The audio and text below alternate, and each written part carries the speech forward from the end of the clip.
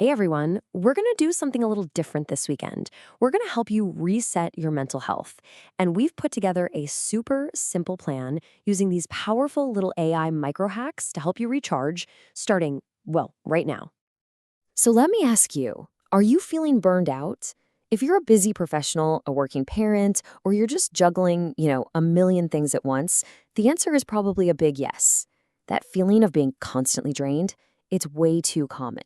In the US, more than half of all physicians feel it, and it's mostly driven by all that paperwork they have to do after hours. Sound familiar? But here's a thought. What if the very technology that sometimes adds to our stress could actually be the key to relieving it? Let's explore how you can use AI today to take back your weekend and really reset your mental well-being. We're in the middle of this huge shift. AI is changing from just being a data cruncher into something more like a personal wellness partner.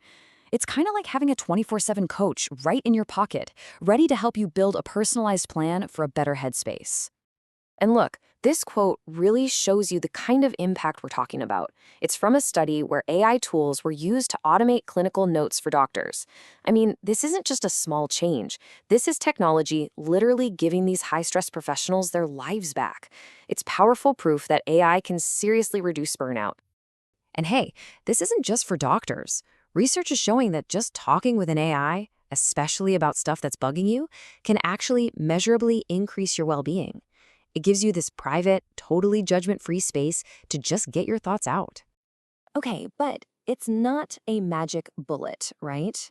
Before we jump into the practical hacks, it's really important to have a balanced view. So let's take a quick look at what these AI coaches are great at and where their limits are. So the key is to think of AI as a tool, not a cure-all. On the upside, it's there for you 24/7, it gives you recommendations based on data, and it doesn't have human biases. But the critical downside? Well, it can be wrong sometimes, it totally lacks real human empathy, and let's be super clear on this, it is not a therapist. You should never ever use it to diagnose or treat complex medical conditions. But this research here really highlights the upside perfectly. What the data shows is that the more positive the conversation is, both from your side and the AI's side, the happier you actually feel afterward. It's pretty simple. A positive chat with an AI can genuinely give your mood a little boost. All right, let's get practical. Here's your plan for Saturday. We're going to start with 2 really simple micro hacks to help you de-stress and just find some immediate calm. The first one is all about hitting the pause button. It's a super simple way to just create a moment of mindfulness, no matter how chaotic your day has been. All you have to do is copy and paste this prompt into any AI chatbot. And boom, it will instantly whip up a guided meditation script for exactly the amount of time you have. It is the fastest way to get a moment of calm. Okay, so next we're going to move from just calming the mind to actively managing the things that are actually causing the stress in the first place. This prompt basically turns the AI into your personal stress management coach. You can add details about your own schedule or challenges to get a really personalized list of things you can actually do. And the science totally backs this stuff up. This chart here is from a study on the Wobot chatbot, and it shows a significant drop in depression scores, that's the blue line, in just 2 weeks. I mean, that's hard evidence that these small, consistent chats with an AI can make a real, measurable difference. All right, on to day 2. On Sunday, we're going to build on that foundation of calm and start channeling it into some positive, forward-looking action. Our third micro hack is all about connecting our mental well-being with our physical health, which, as we all know, are completely tied together. You can use a prompt just like this to get a customized workout plan. Tell it your goals, how much time you've got, what equipment you have. The AI can generate a whole weekly plan that helps you build that physical activity into your routine, which is a proven, rock-solid way to reduce depressive symptoms. And for our final hack, we're going to use the AI to help us look at the bigger picture and do a little reflection on our personal goals. This prompt turns the chatbot into your brainstorming partner.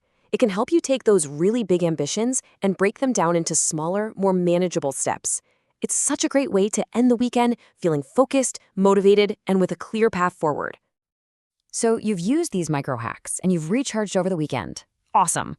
The goal now is to see this not as a one-time fix, but really as the start of a new, healthier relationship with technology. And that brings us to a really essential reminder. Look, AI is a powerful tool, but it can't replace the timeless fundamentals of mental health. The science on this is crystal clear. getting active, the mood boost from music, and most important of all, nurturing strong human relationships, those are the unshakable pillars of well-being. And honestly, that's the perfect way to think about it. AI can't go for a run with you or give you a hug, but it can design your workout plan. It can create an amazing new playlist for you. It can even help you draft a text to a friend you haven't talked to in a while. It's a tool to augment your well-being, not replace what's at its core. The technology is here. It's more accessible and more powerful than ever. So the question isn't really if AI can improve our well-being anymore, but how we choose to use it. So how will you use these tools?